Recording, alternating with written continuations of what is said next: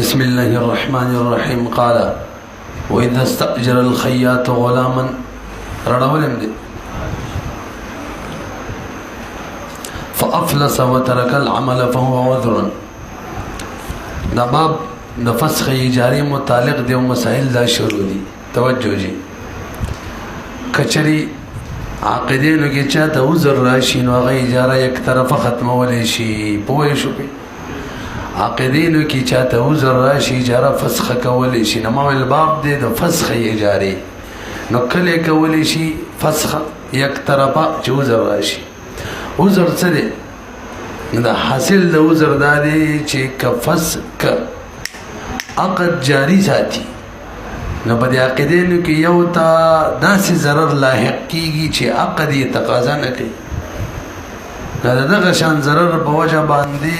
کولی شي چې عقد فسخ کی. نو په هغې کې اوس یو مثال دا دی وإذا استأجر الخياط غلاما فأفلس وترك العمل فهو عذر. یو سړی دی خیاط ټیلر دی کپڑے علی ګنډي به بازار کې خرڅي. رضان سره یو شاګرد ونیولو چې راشه او ما سره شاګردي کوه طالب زه د میاشتې دومره اجرت در کوم یا فی جوړه به دومره اجرت در کوم. توجه په دې صورت کې داسې وشو چې ولې ورو شو که څنګه به صحیح ده ورکې ورکشه داسې وشو چې دا سړی غریب شو مفلس شو کپړې نشي اخیستلی چې ګنډي یو دله مجرت ورکوي یو به یې مخکې خرڅوي. نه دا عذر دی ښه نه کولی شي چې هغه هلک ته وایي زما او ستا ترمنځ د اجاره ختمه. پوه شو پې ورته وګورئ وإذا استأجر الخياط کله چې اجاره کې ونیسي ټیلر غلاما یو هلک فأفلس او بیا دا مفلس شي غریب شي مال یې لاړ شي وترک العمل او عمل پرېږدي کپړې نشي اخیستلی چې ګنډي او خرڅوي. فهو عذر. نو دا عذر دی لأنه وجه عذر ولې دی ما تاسو سره عذر تعریف وکړلو مخکې صاحب د هدایې کړی دی چې داسې ضرر ورته ملحق کېږي داسې ضرر چې عقد د هغې ضرر تقاضا نه کوي. وګوره لأنه یلزمه الضرر ځکه ده ته لازمیږي ضرر بالمضي على موجب العقد کچري جاری پاتې کېږي په تقاضي د عقد باندې یعنې عقد جاری پرېږدي ضرر ورته لاحق کېږي. وجه لفوات مقصودی ذکر د مقصود فوت شو. مقصودی څوک وو رأس ماله هغه رأس مالو پیسې وي هغه مفلس شو غریب شو اوس به کپړې څنګه علي چې کپړې یې اخیستلې ګنډلې به یې ګټه به یې ودله به یې خپل اجرت هم ورکوه. اوس خو کپړې نشي اخیستلی نو مفت کې به دې اجرت وړي الرډي غریب هم دی. هلکه تاویل د مسلې ما بار بار بیان کې مو ویل تاویل د مسلې دا دی چې کم ټیلر دی هغه ټیلر چې کپړې هلي ګنډي خرڅوي ومې ویل که نه بار بار هغه یادې ګورئ پاتې شو د نفس ټیلر چې د خلکو کپړې ګنډي اجرت تیري خلکو کپړې ګنډي اجرت تیري واپس یې ورکوي. د هغه رأس المال خو ستن ده د هغه رأس المال خو تار دی قینچي ده نه په هغې کې به هغه څه غریب شي او مفلس شي. وګورئ وتاویل المسألة تاویل د مسلې خیاط ټیلر دی یعملو عمل کوي لنفسه ځان ته لاندې لیکلي به یشتري ثیاب کپړې علي ګنډي او به بازار کې خرڅوي. اما الذي يرجع غسته يخيط باجر چې اجرت باندې خلکو کپړې ګنډي فرأس ماله دغه رأس مال چې الخيط هغه تار دی والمخيط او ستند والمقراض او قنچي د فلا يتحقق الافلاس فيه نو باغي کې افلاس نه متحقق کیږي. وإن أراد ترك الخياطة وأي عمل في الصرف فهو ليس بعذر. دقه سړی کې اراده وکړي چې دا خیاطت پرېږدي او به یې صرف شروع کړي دکان کې صورت زوړ به زوړ زړه به زړه مسله تاسو دې تار کې چېرته ګوتې ووایي څه چل کېږي نو دا ډول ټیک کوي که نه یاره چې موږ له تکلیف ولې را کوئ راځه اوس یو بل صورت واورئ مکه ټیلر دی هلک یې په اجاره باندې ځان سره نیولی دی. اوس اراده دا شوله چې دا ټیلري پرېږدم او د صرف پېژنې به یې صرف یادو صرف کاروبار نه سونې چاندۍ کاروبار څه ورته وایي زموږ پښتو کې زرګری شروع کوم او زر نه دی چې هغه ته وې اجاره ختمومه ولی وزر نه دی دا به یو طرف کې کینی صرافي دی کوي او دغه بل چې دی هغه څوک چې مزدور نیولې غریب دی بل ګډ کې کینی به کپڑے ګنډي نه دا څه وزر نه دی چې یک طرف اجاره فسخه کی وګورئ وإن أراد ترك الخياطة أو كي إرادة داي چې خياطت پرېدما خياطتي وي عمل في الصرف او عمل شروع کی صرافي کی زرګری مخکې با صراف او زرګری او شوخه زګه درایم او د نانیر با پیسې وي وسخ مروجه کرنسی بیل شری داغي لیګل د صراف وي فهو ليس بعذر دا عذر نه دی لانه يمكنه زګه ته ممکن ده ايقعد الغلام چالک کینی للخياطه د کپړو ګندلو د بار فی ناحیه په یو طرف کې او هو يعمل في الصرف او د خپل عمل کوي په صرف کې صرافي کوي فی ناحیه په بل طرف کې وهذا بخلاف ما اذا استاجر دکانا للخياطه فاراد يتركها ويشتغل بعمل اخر دکان نیولې ده د خیاطت ټیلرۍ د پاره څوک ځان سره اجاره کې نه دی نیولې دکان نیولې ټیلرۍ د پاره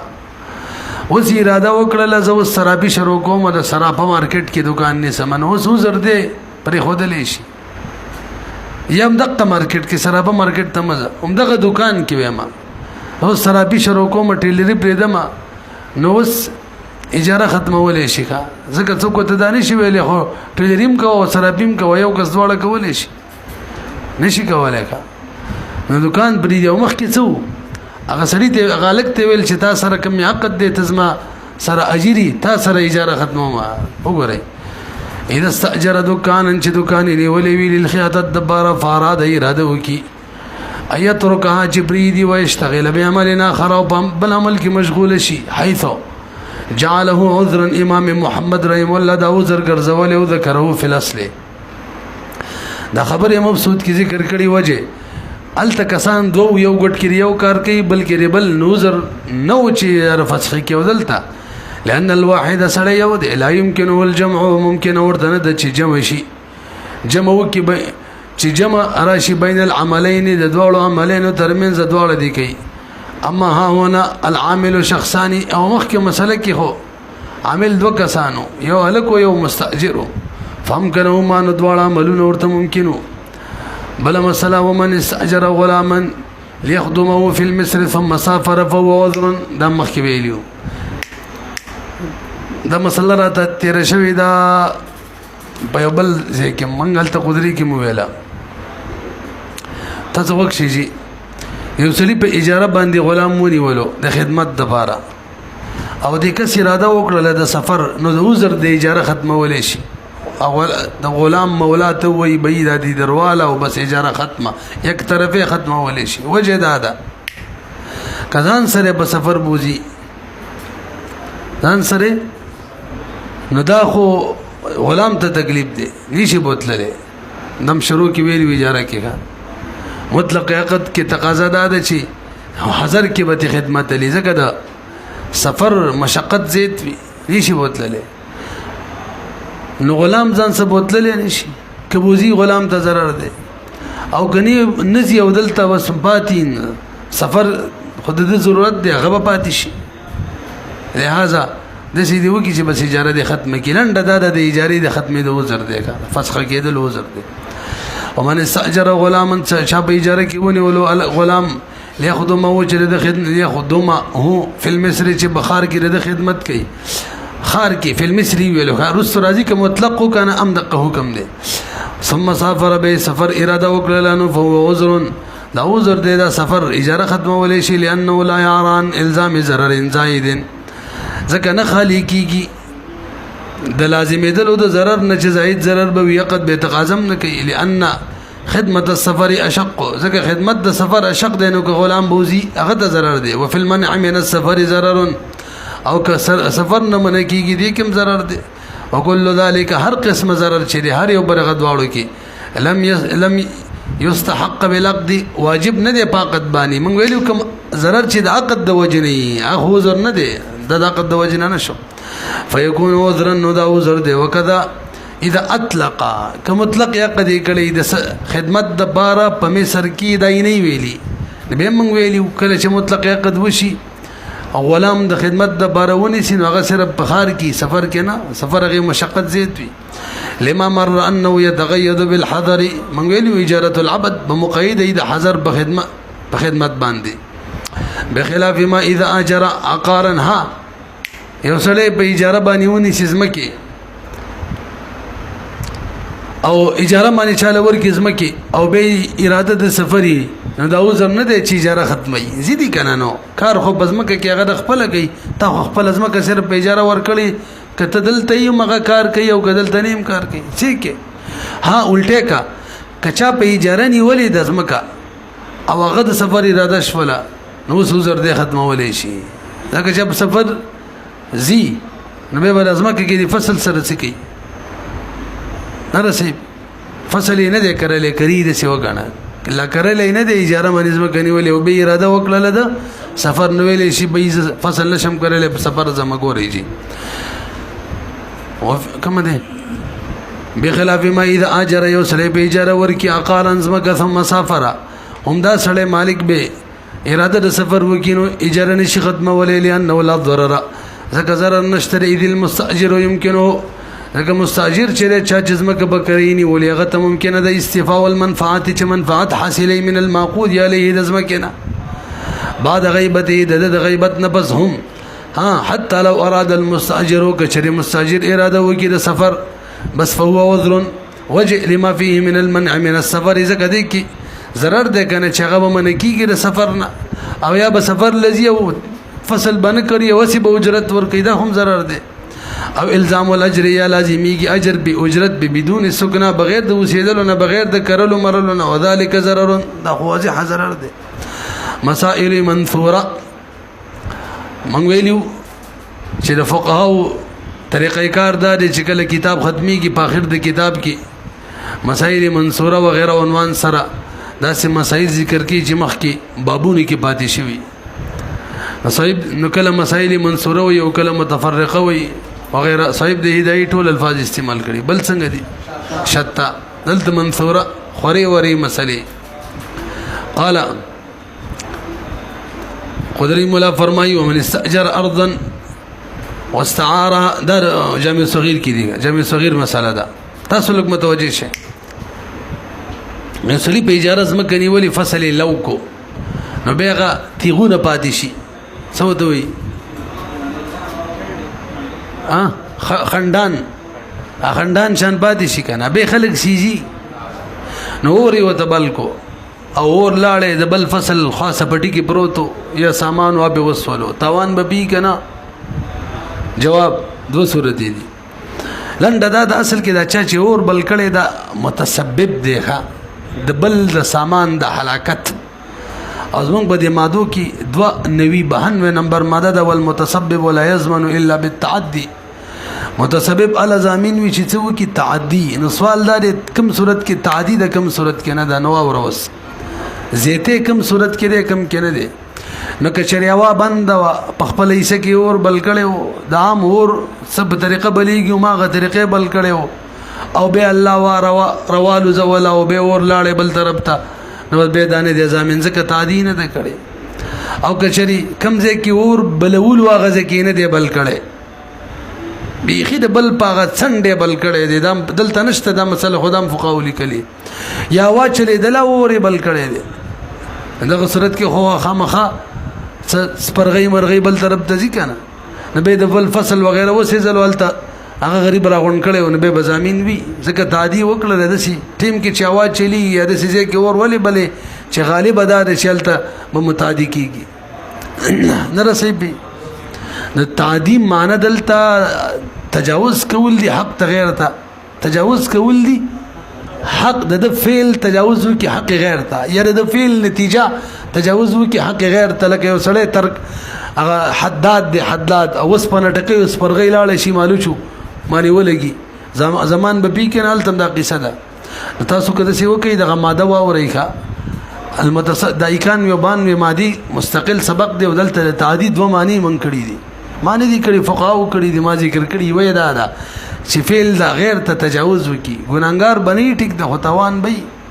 توان بهر حل وګورئ ومن استاجر ارضا څوک به اجاره کې ونی سزمکا او استعارها یی باریه کې واخلي عاریتن فاحرق الحصائد به د خپل کټ شوی خندان سیزي فاحترق شيء في ارض اخرى نو وسوځي څه شي د بل بزمکه کې یعنی د بل سامان فلا ضمان عليه زمان بنشت دا صورت کې چې تعدی نه وي وجدال لانه غیر متعد غروي کنه دا متعدی کون کې نه دي په هذا التسبيب بده سبب جوړېدل کی فاشبه حافر البير في دار نفسه دا داسې شو لکه وسړی کو یو باسي کور خپل بټي کې خپل کور کې کویا استلې د څو ګورو غرزیدل نو داغه تاوان دی د خدای دی نه د کړي ها بلار کې استلې دی کویا او به څو ګورو غرزیدل به تاوان پر راځي تعدی کړي د دویم صورت د غیر ګوره وقيل هذا چاویلی تقسیمی کړي د ادم زمان صورت ال دی اذا كانت الرياح هادنه کله چې دا هوا هادنتن دا ولاړه وخه او بس به ثم تغيرت يودم بدل شروع شو اما اذا كانت دبل صورت کې چری ودا هوا مستربتن تیز هوا وا نو به بزامین وی یزمنو لان موقد النار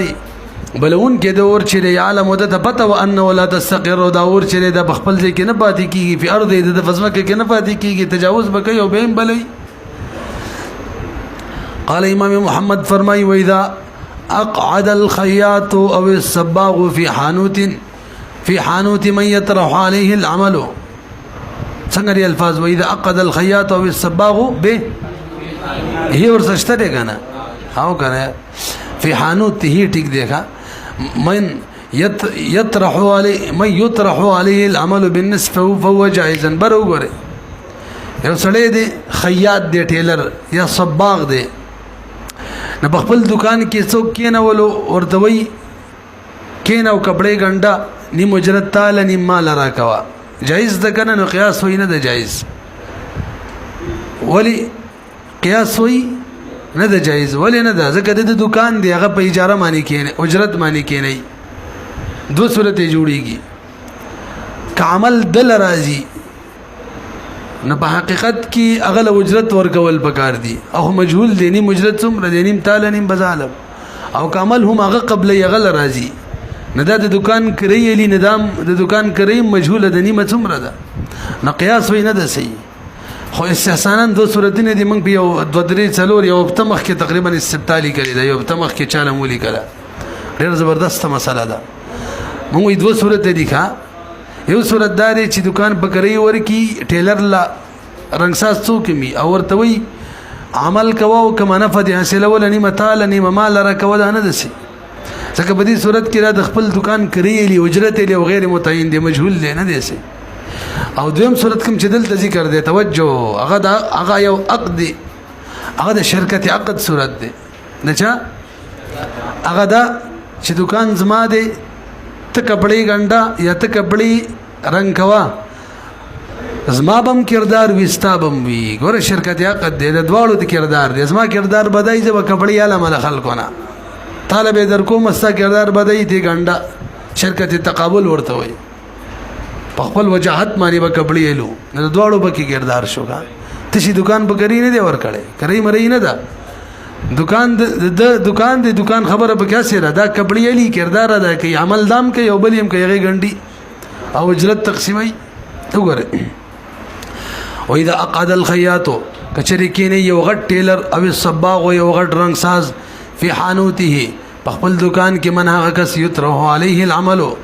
چې عمل به بد غرزیږي دا به اخلي او بل به ور کوي بنسب دا د سي جوړ کوي خنوس جایز ده دا کوم معنا ما وکړه دا می غجای صورت ولا معنا وکړه لخه یعنی غ استحسان والا لان هذه شرکت الوجوه ذکر شرکت وجوه دي شرکت وجوه په حقیقت کې فهذا بوجاهته دا دکاندار چې دی دا خیاط او دا غټ ټیلر دا غټ رنگساز دا په خپل وجاهت باندې يقبل کپڑے د خلکو نالي دا عمل شو وهذا او د غبل چې د څوک چې ګنډي به حذاقته د خپل حذاقت د پوهې په وجه باندې عمل کوي کپڑے ګنډي یا رنگ کوي يعمل فينتظم بذلك نو بس په دې باندې تنظیم راځي د مصلحت فلا تضره الجهاله نیم اجرت بتالی نیم بظالم دا ضرر نه ورکوي فيما يحصل کما حاصلی چې راځي کما حصولی چې کیږي کما نفع چې راځي. قال ومن استأجر جملا يحمل عليهم محملا وراكبين الى مكه محملا تطول ته سی ویله حاشیه کې صرف دو ذکر کړي محملا او محملا وراكبين الى مكه جاز وله المحمل المعتاد الاكبر وګورئ یو سړي د چا اوخ پکړی ونی ولو چې زبب کجاوه هما چوما او دو کسان به سوارزو تر مکی جایز ده کنه اجرت مقرر کو یا جایز ده دا استحسانن د قیاس وی نه د جایز ځکه محمل به څومره هغه مجهول له څومره سامان به وړي لکه غنمو کې چم ویلی څومره غنم به وړي مخکې در شوی وکړه